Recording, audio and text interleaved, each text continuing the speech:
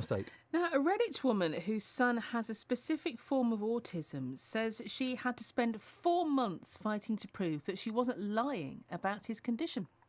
34-year-old Bernadette Louise was accused of faking her son's condition, which led to her being issued a child protection order, meaning she was being monitored by Children's Services.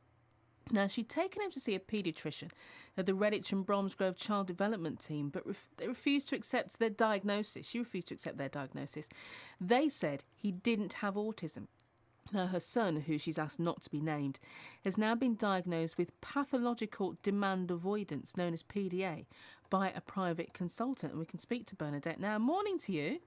Good morning. Hello. Just to explain a bit about this condition, pathological demand avoidance. So what is it? Okay, well, it is on the autistic spectrum. So it was added to the autism spectrum some time ago now. Excuse me. And it's a subtype, really, and that's what it's kind of diagnosed as of a highly functioning autism. So it's largely sort of fueled by anxiety and the desire to be in control of a situation. And the children and adults that have this type of autism have an absolute need to feel in control of their environment and, will do anything within their power, basically, to sort of keep that control. Now, it's very difficult to diagnose, which I'll admit straight away, because one of the symptoms of it is very good masking. The children in particular are very sophisticated at getting their own way without meaning to and without sort of knowing that they're doing it. And they can have very severe mood swings and emotional outbursts as a result of not being understood, and their anxieties are so high. So if we can't reduce their anxieties, there's basically, kind of prime targets for meltdowns, in the home, out and about. But often it's not seen in a professional environment. And why has it been such a battle then to get this recognised? If it sounds pretty severe, so why has it been so hard to get the condition recognised? I think for a long time, it was kind of discovered by Elizabeth Newsom in about 30 years ago. So it's been on the radar for a long time, but it's been sort of more down to behavioural problems or emotional problems, and it's not been aligned with autism. The reason it's now aligned with autism is because of the other sort of sides of things that are symptomatic of autism. So you've got the triad of impairments. So they do have sort of communication issues, although with those communication issues, they're not what you would class it as typical autism, if that's such a thing. And why were you issued with a child protection order? Well, my partner and I first sort of felt that there was something sort of, I wouldn't say wrong with my son, but just definitely different, because he had incredibly hyperactivity and what we now know are sensory processing issues. We went to the GP when he was only 2.5 because I thought that was a bit young, but we needed some sort of input, really. And the paediatrician that we were referred to wouldn't take us on until we'd gone through his developmental checks. And the health visitor at the time highlighted tiptoe walking and echolalia. And the health visitor herself actually referred on back to the paediatrician. We underwent lots of sort of sessions, modelled intervention groups and communication groups with the Scott Atkinson Centre, and my son was there, and he was perfect, absolutely amazing. He showed some sort of anxiety, which they picked up on. He showed some sort of delayed language skills, and he showed elements of not being very good at sort of being adult-led, if you like. He wouldn't, he'd do things and be charismatic, and he would just sort of, get on with it, and that style of things suited him. They were absolutely adamant there was nothing wrong with him.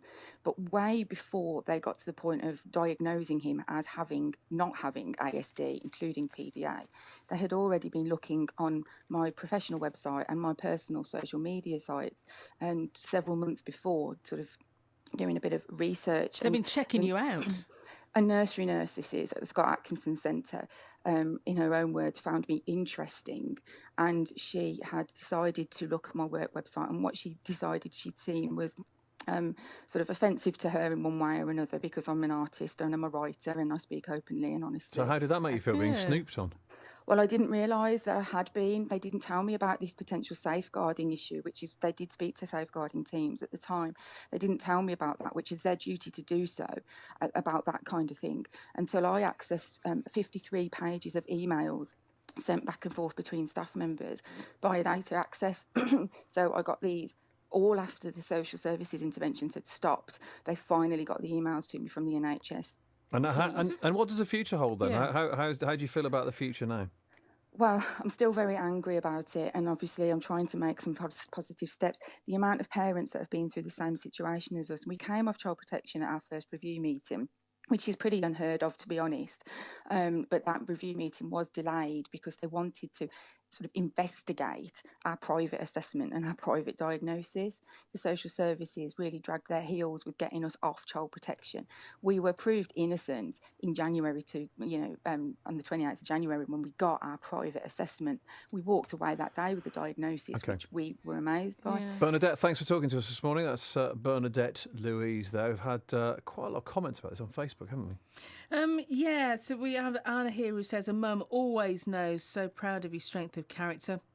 And Lyd says, poor family, how on earth can you prove one of the biggest categorised conditions there is? Hopefully a family will now get support.